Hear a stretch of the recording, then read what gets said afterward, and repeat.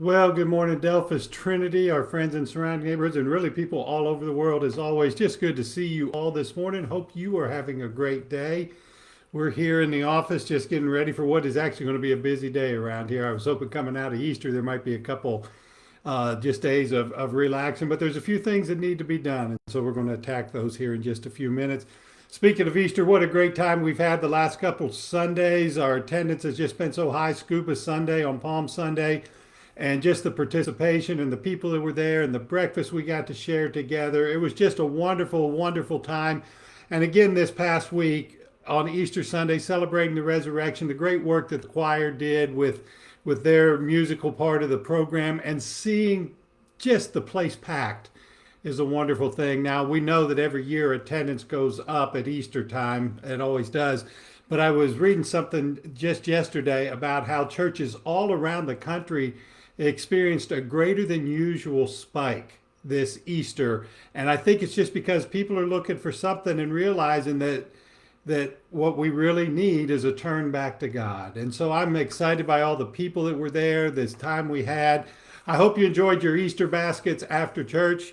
I wasn't allowed to tell you who that was. I promised my wife I wouldn't tell anybody that she made all of those, so I didn't tell you that on Sunday at all. But just wanted to share Easter with you, and just so great to spend that time with you. This week, we switched to a new series. We're switching to a series called Beginnings, God and Man. And we're going to go back to Genesis. And from now until the end of June, we're going to work our way through the first 11 chapters of the book of Genesis. We're going to talk about the theology of creation. We're going to talk about how, if we understand these early parts of Genesis, everything else makes sense, and how it sets the tone for what we believe and how we live our lives.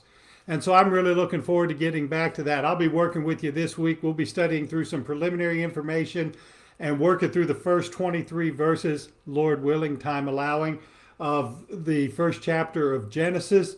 And then next week, Mary Imes is going to come in. Many of you who were here last year remember Mary, and she's going to take us through the second chapter of Genesis. While I am gone, family and I are going to go on vacation.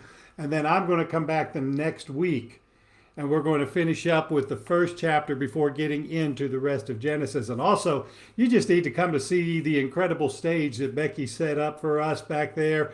I'm just excited, and I hope you'll be there at 10 o'clock this coming Sunday for that. Just looking down the road, our next Bible study series for adults will begin in June on Sunday evening, the 22nd, going for 4 nights, almost like a summer vacation Bible school for adults. We'll be meeting that here at the 3rd Street location, and we'll be studying Revelation. I had a long and not always cordial interaction yesterday with some people from another church where I had previously worked, and there was something that the pastor there had done that I found incredibly offensive and incredibly non-Christian, and had a long discussion with some people that were there. And this is an event that happened a while back, and as we're talking through all of this yesterday, they said, well, maybe you should just forget the whole thing and move on, and obviously you need to forgive. And I'm reminded that in life, without repentance, there can be no forgiveness. And one of the things we have to do as Christians is, when we're wrong, we have to step up and say we are wrong. And when we refuse to do that, when we refuse to accept responsibility, we can't be surprised by the way people react to us sometimes. And even in this world, the truth is, even when we accept responsibility, people sometimes are just looking for excuses to get at us for our faith anyhow. And I went through this thing yesterday and finally just said, this conversation's done. We're not getting anywhere. When you are ready to come back and admit the wrong, then we can have the conversation. And I think we've got to apply that to our lives also. We have to be able to admit that we are wrong when we are wrong. We have to be able, before the throne of God, to say, God, I am wrong. I am a sinner. And when we do, God the Father engages with us in this great conversation that says, guess what? I'm going to take it all and cast it as far as the east is from the west, and I'm going to keep that purpose I have for your lives. The grace of God is an incredible thing. He has stepped into my life at times when I have just been totally wrong, totally out of line. He is a God who loves us beyond measure. And as we go in this week and begin to study from Genesis on, what we're going to find out is God created us with the purpose of having dominion over this earth, enjoying fellowship with Him, and a fellowship that would last forever. And we, as humankind, destroyed that. But God has given us a way to come back to that.